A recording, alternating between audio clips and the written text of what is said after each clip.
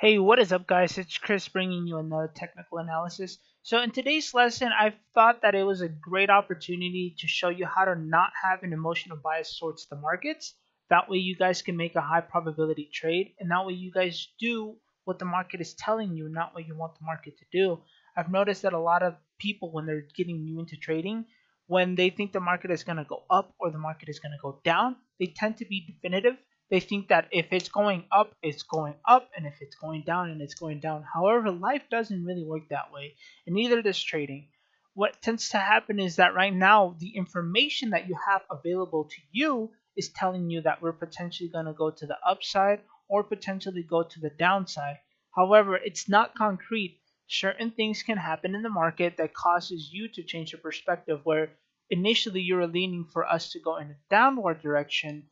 Now the new information that you have available is telling you that we're going to potentially be heading in the opposite way. So let's just go ahead and talk about it and how you could spot that. So in yesterday's video, we talked about this formation that we had right here, where we had this rising wedge indicating to us that we're going to go in a downward direction. Okay. And the way we identify this shape right here is by having higher high after higher high. However, what ended up happening is that we went all the way to the end of the shape, and then we tried to have a massive move to the upside, and then we try to break through this Fibonacci level right here.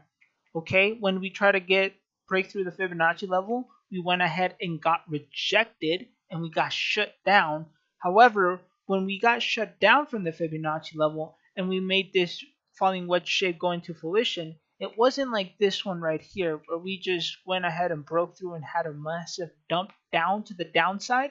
What actually ended up happening is that we had a previous dump and then we bounced around this area and then we went up. So what ended up happening in this area right here is that it did start heading in a downward direction. However, halfway through, we started actually trading above the moving averages and we also created a higher high. So even though initially we had the idea that we're going to go in a downward direction, since we are now trading above the moving averages and we're creating higher highs, that is telling us that we're going to go in an upward direction. And also, we made the formation of this falling wedge shape right here. And then what ended up happening at 8 o'clock in the morning, what ended up happening is we shot up and we broke through and started heading in this direction, and we started trading from this Fibonacci level, right? And we also had a MACD signal, and we knew it was a good MACD signal because our moving averages were telling us the exact same thing. We had a massive increase in the volume to the upside, and we did in fact go ahead and shoot up. However, once we did shoot up, we didn't actually have enough force and momentum to break through this Fibonacci level to start trading into this one right here. Notice how when we had that massive pump up to the upside, we got rejected at the Fibonacci level, and then we started consolidating in this area right here. And then what ended up happening is we made another rising wedge shape. We tried to break through to the Fibonacci level once again, and what ended up happening is we got rejected again, telling us that we're going to start heading in a downward direction. And we also started creating lower high after lower high. And then earlier today, what ended up happening is that the market actually did go ahead and go down. We made another rising wedge shape. We had a massive dump down, and the moving averages created confluence and they switched spots. Now in this area right here, we're starting to do the same thing.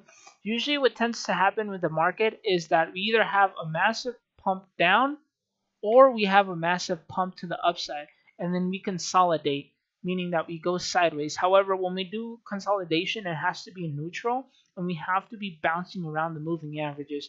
If we do something like this, where it's looking like it's going to the upside, that tends to mean that there's going to be a trend reversal, or if it does it in the opposite way.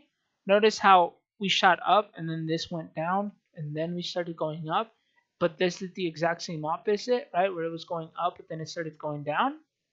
That's usually what ends up happening. Usually what should happen is that we consolidate, we go sideways, and then we continue the overall macro trend, or we consolidate for 2 or 3 days. If it's short 1 to 2 days, That means that it's just short-term reaction rallies where the moon boys not doing their technical analysis, where they place trades based on emotional bias and what they want the market to do, not what the market is telling them to do. I am leaning for us to continue our descent to the downward direction. The fact that we got rejected by the Fibonacci levels twice and we started creating lower lows and then we had a massive dump down is telling us that hey, people don't have a lot of confidence in this move to the upside and the trend overall going in an upward direction. People are scared. They're seeing that we continue to go down and we create lower high after lower high in the overall macro trend, indicating to us that hey, you know what, things are getting close to take a massive savage dump. So I'm looking for us to test down to the new yearly low at 3100, possibly bounce off of that yearly low, have another short-term reaction rally, allow the weekly averages to create confluence both in the 50-week moving average and the 100-week moving average for us to go ahead and actually finally break through that yearly low at 3000 and move down to the 2400 to the $1,800 area.